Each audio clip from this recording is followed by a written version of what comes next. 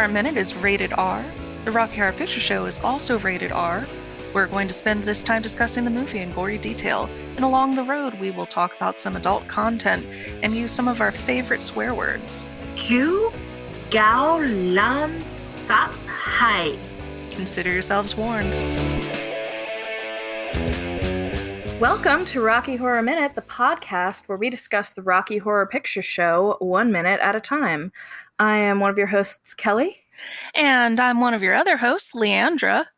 And today we have joining us yet again a very special guest, Eric Deutsch of Escape from New York Minute and Flash Gordon Minute. Yes, I'm still here. Oh man, I thought it was Eric, but I guess we have Richard O'Brien with us today. Oh, thank goodness. I have some questions about why you would cast your wife at the time as a child in the wedding scene. She was having the time of her life. She sure was. So, Leandra, you want to take us through what happened in this minute? No, but I will. Okay. So this is a pretty fun and indicative minute of doing the time warp. The Transylvanians continue their dance while Brad and Janet look on with varying reactions.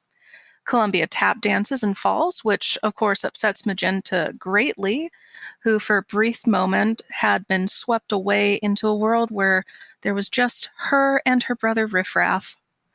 So the lyrics in this minute are, time warp again, let's do the time warp again. It's just a jump to the left and then a step to the right. With your hands on your hips, you bring your knees in tight. But it's the pelvic thrust that really drives you insane. Let's do the time warp again. Let's do the time warp again. As I mentioned before, there's a tap dance. Columbia unfortunately falls. And then they say, let's do the t. And that's how this minute ends. Yeah, before we get into some of the interesting characterization choices in this minute, I wanted to say I really noticed the lighting in the ballroom during this minute. There's a lot of interesting lighting choices. There's like some weird hanging lamps that have almost like curtain-like shades, I guess, and then there's bulb strings everywhere.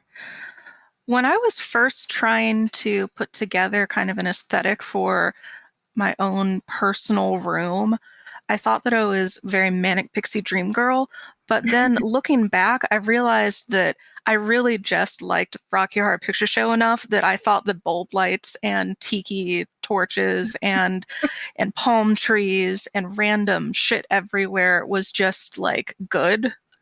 Yeah, it's very 70s, I guess. And you know what they say, Leandra is very 70s. Yeah, they say Leandra's old.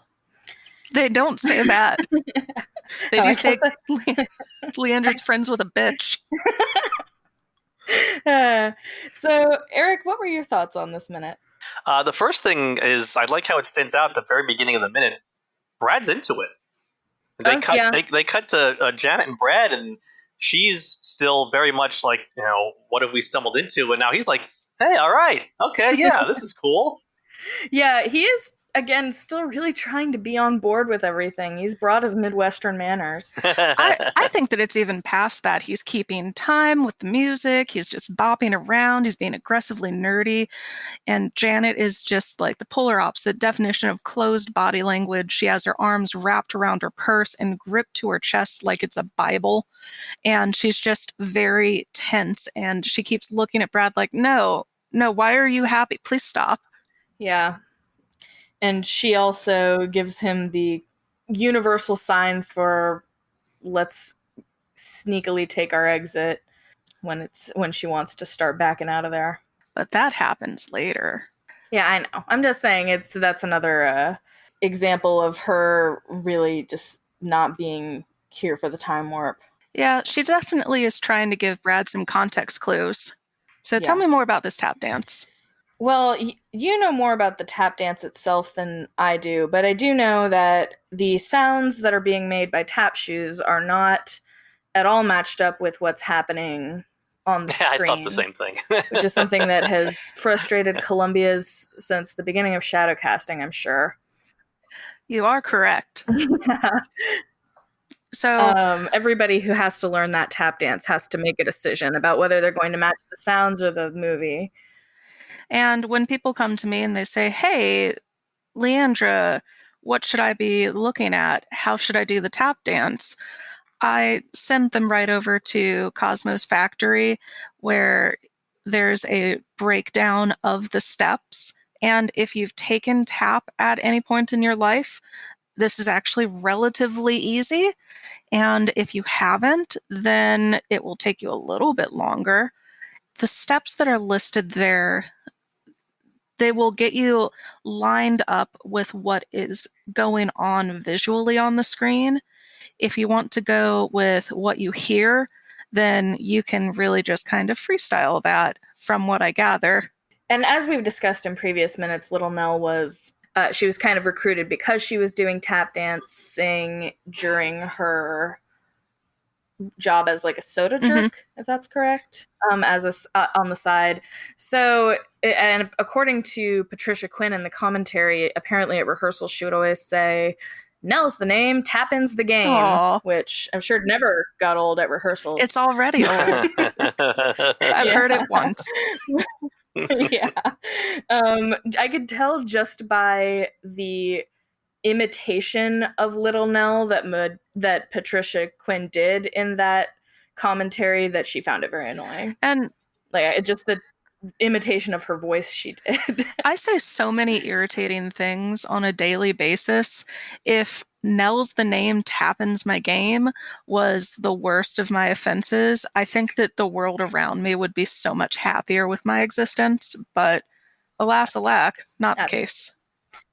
Yeah, no, and I am in no way indicting Little Nell. I love to do annoying things to irritate my friends and fellow performers. So anyway, I thought that was a fun detail. I also, though, it's like I think what the movie was going for was like she was spinning so out of control that she no longer had control over her path, and that's why she ended up hitting the stairs and falling. But that's not really what like it really looks like is happening. It looks like she like deliberately taps right over to the stairs. And I can definitely see an argument that that is what happened, at least that is what her choreography told her to do. But I do like the motivation of I tried to steal the show and then I done fucked it up. Right. And that also kind of gives an explanation of why Magenta looks at her like, what did you do? This is my favorite song and you made it about you. Okay. Yeah, I was going to ask why. Yeah, I was going to ask you both, I've always been confused by the evil eye they give each other there. I never quite understood what that was about. So my opinion, and as I've said before, it's just my opinion. It is the correct one, but you can have a different one if you'd like. If you like being wrong. The time warp is clearly the official dance of Transylvania. And the time warp song is the song that goes along with the official dance. And Riff and Magenta are singing this song and doing this dance that is culturally significant to them. They are Transylvanians, and then this person who is a human, is not an alien, comes up, sings a random song about finding somebody that she starts to date, and then does a tap dance and then falls, and it's just embarrassing from a cultural point of view. This is absolutely Magenta going, this wasn't about you. If it were up to me, I wouldn't have invited you. Yeah, I always interpreted it as some combination of, well, because when you see Magenta briefly as Columbia starts her tap dance, she's very clearly like side-eyeing the whole thing and looking kind of bored almost. So I do think it's partially like, what are you doing? This is not about you. She's such an attention whore. And then also I think a little bit she's like wanting to rub it in her face that she just fell in front of everybody. There's definitely a little bit of malicious glee in Magenta's, yeah, come on, get your shit together and finish the dance. Yeah. But I could be wrong. Yeah, I mean, it's open for interpretation. What are your thoughts? Leandra, I like your explanation. I really never understood what that was about, and that makes a lot of sense to me. I mean, Riff Raff and Magenta are happily dancing when she does sing her verse, and I guess it's when she starts doing her tap dancing that Magenta checks out a bit. So maybe. Oh. No, that would have been good, but no. As part of what they're doing, but she's not supposed to be dancing and just decides to freestyle because she gets caught up in the moment, and Magenta's like, whoa, what the hell is this? What's going on here? So that makes sense to me. And it's just such a diva moment. I definitely can think of like 3 to 12 people that I know who would do that. Okay, we're in community theater. You can think of a lot more. Well, that's why it was a large range. And if you're listening and you think it's about you, it's not, I promise. It is about you.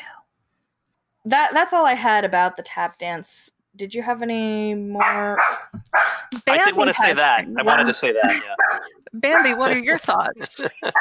My only other thought was, I don't know if you're familiar with the movie Popeye, the 1980 movie Popeye. Absolutely. Okay, so but he's large. The noises that Columbia is making as she's doing the tap dancing made me think of Shelley Duvall and Popeye. Oh. Is that the one Robin Williams was in? It was so good, in my opinion. I defend that movie. I think that's a good movie. Popeye Minute? Yeah, I think that's a really strong choice for like season 4. I don't think we've locked that one in yet. Yeah, the song "Buddy's Large" gets stuck in my head all the time for no reason. I'll have to watch it. So yeah, that's I haven't seen it, but that's an interesting note. Yeah, she really does just emote very vocally. And I think that Bambi did a really great job of expressing herself in a similar way, because if ever there was a character in the Rocky Horror Picture Show that I've heard described as like a yip yip dog, it was Columbia. Yeah, she has been sent to hell and will remain there for the rest of the recording. No, she misses me. But anyway, yeah. So that's what I had for the tap dance. Well, cool. I have a couple of very specific background notes of just random stuff going on that blink and you'll miss it. Just one of the more ridiculous things that I saw was there's a bronze statue and it's been painted. It's a bronze statue of a hunter with a taxidermied chicken raised above his head on a sword. And I love the mixed medium, but I don't understand the story it's telling. Perhaps I'm just not very good at art analysis, but it is glorious. Now, some other art that I do understand and love is the griffin statue. It has a bowler hat on, and I think that that's pretty swell. Makes him look a little bit more convivial, part of the party. Just looking at the detailed scroll work over the archway to the adjoining room, the crown molding and the baseboards are all hand chiseled, or at least I would assume as much, because it's very difficult to imagine somebody having quite the technology in circa 1900 to do something like that, not by hand. The walls are painted blue and gray with white fluffy clouds, and there's chair rail and picture rail on all of the walls, because of course that's a good indicator of thoughtful interior design of the turn of the century. Flanking the doorway are vases filled with, it looks like it's wheat. I don't know if this was to try and further cement that this is in the Midwest or what, but I do love it. Random things that Sue Mary messed up in this. I have that Columbia's top hat starts out on the ground, and You see that Columbia is boogieing on top of the jukebox, doing the time warp as she's just singing along. Riff and Magenta teleport multiple times within this minute, from far away to the jukebox to somewhat closer to the jukebox. By the time the tap dance starts, Riff, Magenta, and the Top Hat are all back at the jukebox. So there's a little bit of continuity that I think was lost. Yeah, the continuity errors, these are the kinds of small continuity errors that are really challenging when you're in a shadow cast, because the bigger ones you can have some fun with and let everybody knows they're there, but the smaller ones people don't think about, and it's a problem for you to solve. I think that with the time warp, this is one of those scenes where everybody's busy dancing and having a great time looking at the iconic part of the movie. And you can really do a lot of forgiving of some of these omitted details. But if you're doing perhaps a movie by minute podcast, your ability to forgive is perhaps diminished. That is, well, and it's not that I'm not forgiving. I know what kind of budget they were working with and what kind of difficulties they were facing. So I understand how it happens, but it does. For me, like, I would always want, like, even though the audience at a shadow cast is mostly watching the movie and also mostly drunk, that I still always want to, like, do my best.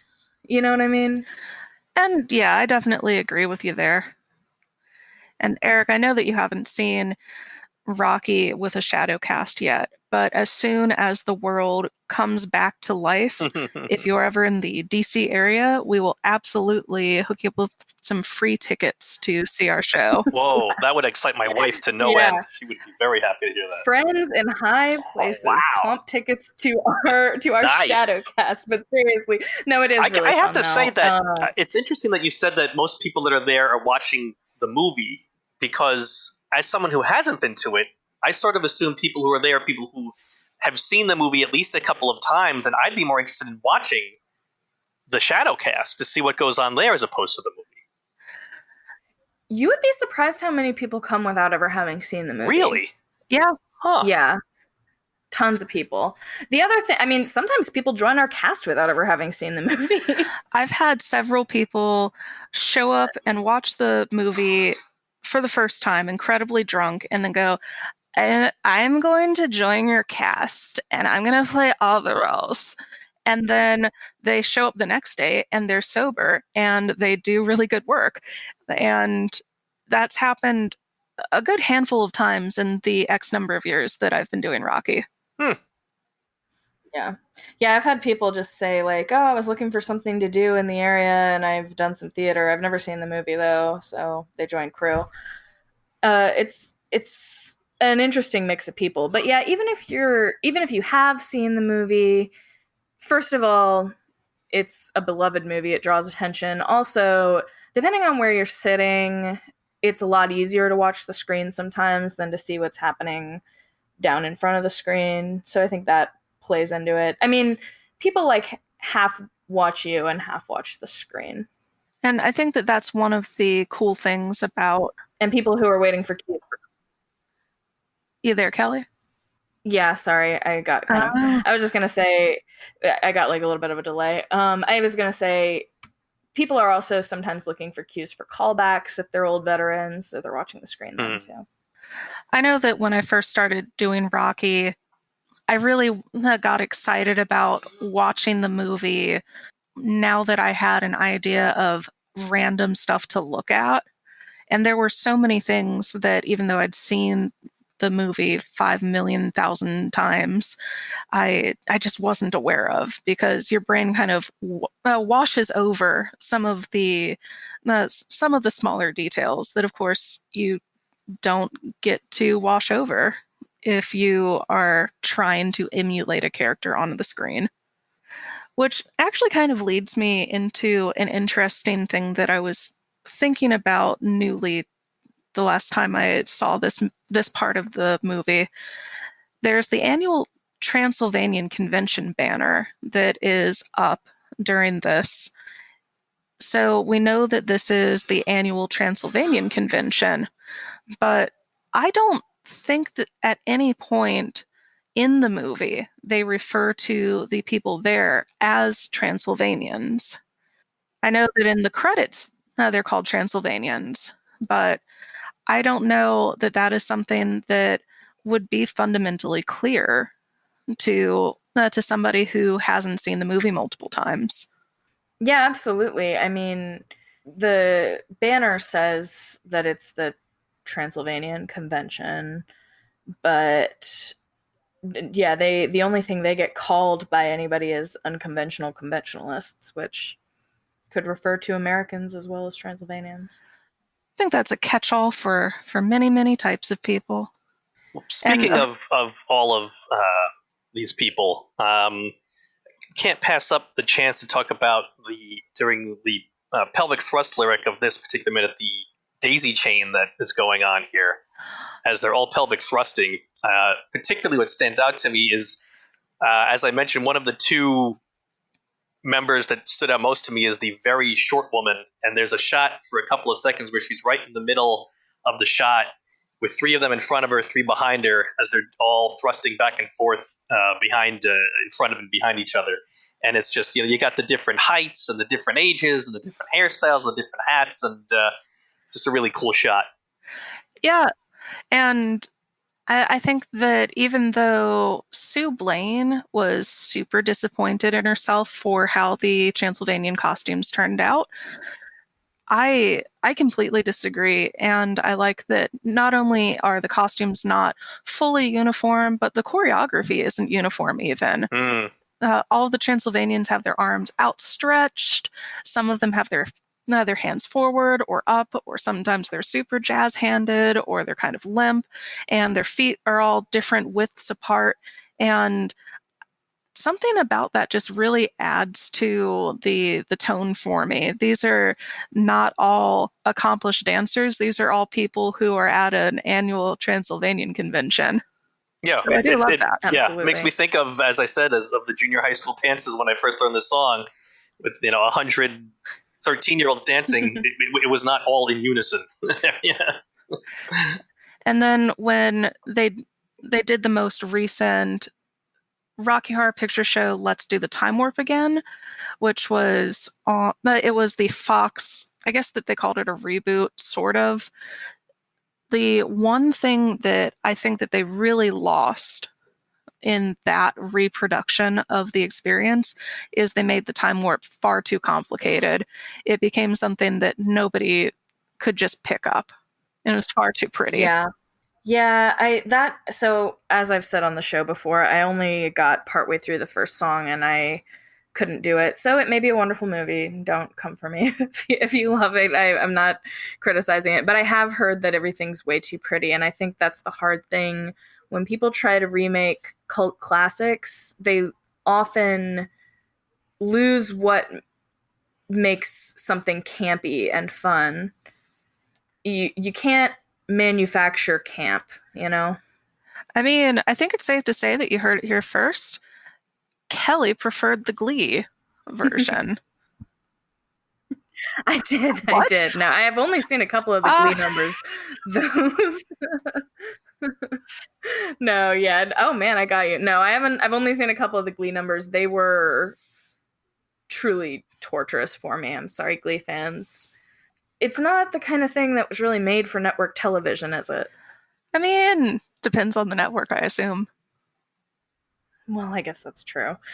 Skinamax. So I know I've talked about my favorite Transylvanian being Fran Fullenwider, but my first favorite, the one that I thought was just absolutely the prettiest, was Imogene Claire. And she's the one with the big black bouffant, and she's got the white gloves and the gray not cummerbund vest. And she is just absolutely on point, on fleek, on whatever the kids are calling that these days. She has drawn on... I'm pretty sure that's it. You got point it. And fleek? You sound really cool. Okay. Yeah. Well, I am hip, so thank you. To all of our youthful listeners, you could also just tell me what I should have said, and then I will correct myself later, because I like learning new things. But she is gorgeous and really well put together. She's got those drawn on black eyebrows. She's got a beauty mark, and she looks like Sue Blaine's kind of initial vision of what the Transylvanians would look like if they were in a black and white film. And I always loved that. But I couldn't get my hair to do that, so I was like, not really worth it. I mean, Fran Fullenwetter has some pretty amazing hair, too. She does. Yeah. Maybe I should get a perm. You know what? A perm is always a good decision. No. So did you have any other notes, Eric, for this minute? I did have one. I wanted to I wanted to reveal this story. So as I said, I've only seen this movie twice all the way through, and after the first time I saw it, I went and I took out the soundtrack from my local library and I taped it so that I could have the soundtrack, and I listened to it over and over and over again. And so that's when also I was deciphering the lyrics to the Time Warp. So that second time when I was watching it with a couple of friends, and I was able to sing along with it when it played on the TV. But my friends were like, wow, how, you said you only saw this movie once before. How do you know the words to these songs? And I was too embarrassed to admit that I was sitting around deciphering the lyrics and listening to it over and over again. So I just I don't know. I just remember it really stood out that one time I watched it. The song just really stood out. So I'm here to admit now, 30 years later, what the true case was. And I just I think the reason that this song stands out for me and probably to a lot of people is it's such a a fun, wacky, upbeat, fast song as just taken just as a song, but also in the context of the movie. It really lets you know what this movie is. It sets the tone for the insanity and the campiness of the rest of the movie. And it makes me think of that usual thing they do in a lot of the Disney cartoons early on, where they'll have that ensemble song like Be Our Guest or Under the Sea, where they're really establishing the world of this movie that's introducing lots of various random, colorful characters in that vein. And I think that's why one of the big reasons that it really stands out. That's so true. And it is a big tonal shift, isn't it? Yeah. The way that everything up until this point has been sort of aggressively normal. There was a castle, but even then it was kind of dark and gloomy. Even though the choice to make everything up to Time Warp black and white wasn't what the direction they ended up going, there is still like an explosion of color and sound and wackiness when they throw open the doors. And of course, if you're kind of thinking about the hero's journey or the hero's quest, what have you, this very much is kind of a standard first step into a fall from grace and kind of the transformation process if we're going into kind of a storytelling aspect of this. So I think I have just a couple more notes. They're about Columbia, and first off, the fact that she's perched on top of a jukebox, and if you're not thinking about it, it doesn't seem like it's that high up off the ground. But I've guest performed with a cast a couple of times as Columbia, where they have a replica of the jukebox. It's wood, and they had me climb all the way up to the top of it and then jump down. And it's when I was sitting on that jukebox 6 feet up in the air that I realized that that's really, really high for somebody that has really shitty knees. Oh, I don't think I could do that. I did, because the only thing worse than hurting myself is letting anybody down. So I was like, okay, I guess I'm going to do it. Hopefully this works out. And it did. So I didn't hurt myself. But that just that point, I think, is worth noting. And then just talking about Columbia's outfit in a little bit more detail is always fun for me. There's so many random pieces to her costuming that I think are just completely bonkers. And she's so shiny and she's so fun to look at.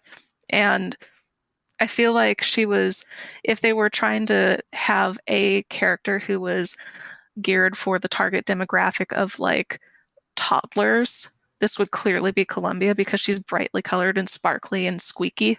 So her bustier has white lining, which you can only tell because it slightly lifts up when she spins. And she's got this larger than life pink sequined bow tie, and it's such a confusing and clashy piece. Her shorts are kind of like bike shorts, except that they have pockets and they're cuffed and they have metallic ribbon on them. And I know these things because I made my bustier in shorts, and not only are my costume pieces not like marginally screen accurate, they're also way at the top of my list of expensive costume pieces to put together.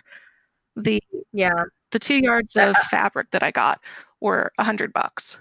Yeah, if I can confess something right now, literally the primary reason I haven't gone into Columbia or talked about going into Columbia yet is because I do not want to make that costume. You are not the only person. Yeah, there are several people. I don't think I could pull it off. Several people that go, "Oh, Columbia, she's great." I don't have that money or that interest in finding that money. Yeah, I'll do it eventually, but I'm not a seamstress or somebody who is good with that kind of crafting type thing. And the money, I mean, you spend a decent amount of money on most of the costumes, besides Janet, maybe. Because I wear cast costumes for her dress and stuff, and then the rest of it, you're just in white underwear. So I'm also not a seamstress, and the fact that I spent $50 a yard on sequined mesh fabric for Columbia means that I've never cut that fabric. I just have it rolled up and basted onto a bustier because I'm so afraid to cut it and mess up and then have $100 worth of scraps of sequin mesh. And I can't do it.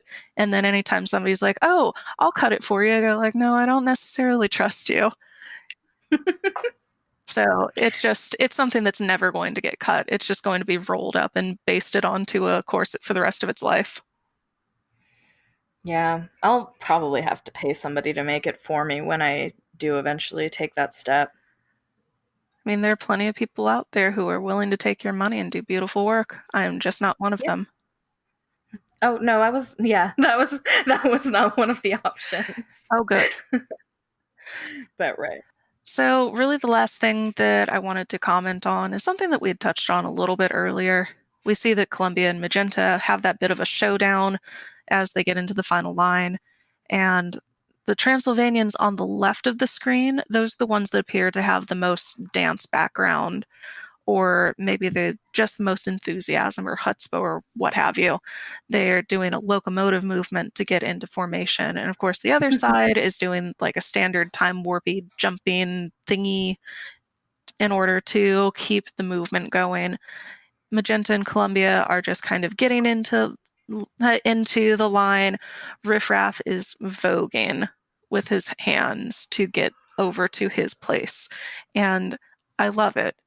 I don't know exactly what the motivation was, but it really is best described as voguing. Yeah.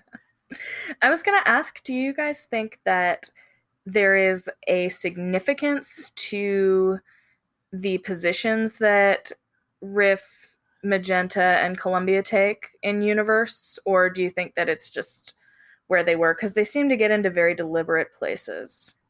I think that they got into the place that the choreographer Rufus told them to get into. Whether or not that was part of a universal reasoning is, I think, a different question, and I don't think that's the case, but I'd love to be proven wrong.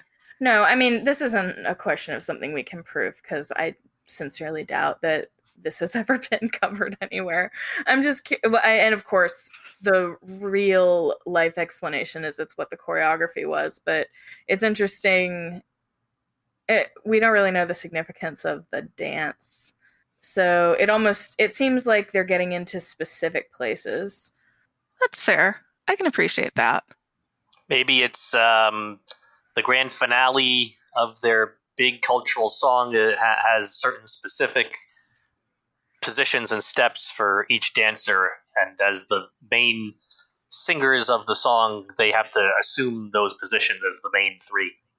That's true. And they do have those three have another choreographed bit in a future minute during the Shananaz and sort of Damocles that is really, really silly and seems rehearsed between the three of them too. So maybe those three are just like putting together the little dance numbers in the castle. I would love if this was supposed to be some sort of Midsommar kind of folk dance thing where everybody has to do a very specific thing and somebody's going to die at the end. Like, that would be great. Yeah, absolutely. If you haven't seen Midsommar, I have some spoilers for you. A lot of people die. Yeah. I just saw that a couple of weeks ago. Really? What did you think? I liked it. I knew it was supposed to be very messed up, and it absolutely was very messed up, but I liked it. Yeah, I loved it. Yeah, I would love the idea that somebody is listening to this and then they would have been otherwise watching Midsommar in the first few minutes and being like, I think this is going to turn out fine. Yeah. If you guys don't have anything else, I have just a couple callbacks to go into. I'm excited to hear what you have. Two really big ones I know for this minute are both during Columbia's tap dance. The first thing is to go 2, 4, 6, 8. Show us how you masturbate. 3, 5, 7, 9. We know you do it all the time. I think there might be more to that one. Is there, Leandra? There is. If there is, I can't remember it, but I feel like I've heard other things. The one that you hear a lot at our cast, at our show, is the conclusion of that is 1, 2, 3, 4. Dance you little fucking whore. Eat your heart out, Ann Miller. Who's Ann Miller? I'm Ann Miller. And of course, Ann Miller is a dancer, singer, actor from the 40s and 50s and was in a fair number of musical films like You Can't Take It With You and Kiss Me, Kate. Yeah, and Ann Miller was the Ann Miller stuff was the other one I had. I've also, like, that's a call and response one that people will do a lot of. Eat Your Heart Out, Ann Miller is, I believe, part of the, like, script in the Rocky Horror Show. Or at least I hear it on recordings in the Time Warp song. No. At least I don't think so. I've seen a fair number of showings of it, and either all of them cut that or... Well, the Roxy recording has it. Oh, it might just be a Roxy thing then. Okay, it might be. Regardless, I always assumed that the callback was referencing that specifically because it's in recordings that I've heard from the show.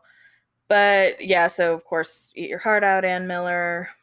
Who the fuck is Ann Miller? Eat Me Out, Ann Miller. I've heard all that. As I kind of alluded to, that's one way to end the 2, 4, 6, 8 shows how you masturbate. The other one that I've seen referenced, at least online, and I've heard a couple of people say it over the years, goes 2, 4, 6, 8 shows how you masturbate. 3, 5, 7, 9, we know you do it all the time. 10, 20, 30, 40, we know it makes you really horny. 1, 2, 3, 4, dance you little fucking whore. Or 1, 2, 3, 4 shows how you fuck the floor. Okay. Or 1, 2, 3, 4 get up off the fucking floor. Okay. None of these are my favorite. No, yeah. My favorite, because I like Little Shop, is when I was young and just a bad little kid, my mama noticed funny things I did, like shooting puppies with a BB gun, the poison guppies, and when I was done, I found a pussycat and smashed its head, and then my mama said, let's do the time warp again.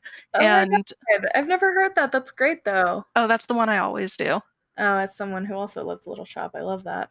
Well, let me take the opportunity to say then, since you mentioned Little Shop, that while I am not someone who can particularly sing very well, so when I was in high school, I was in the non-singing plays.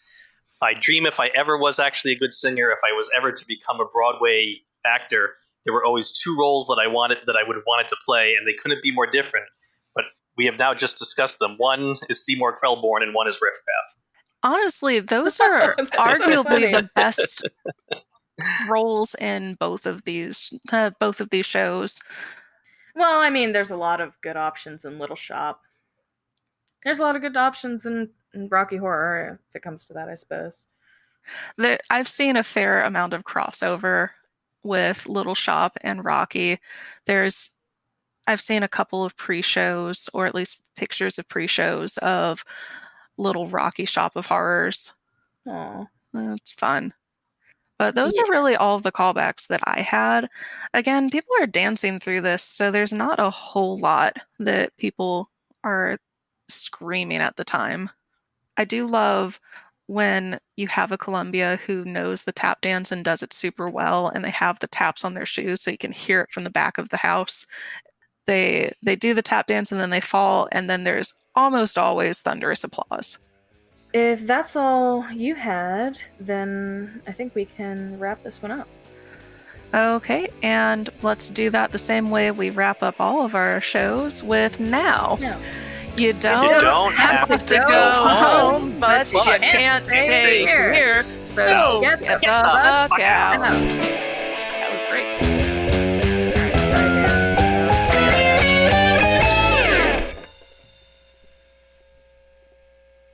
Leandra's friends with a bitch.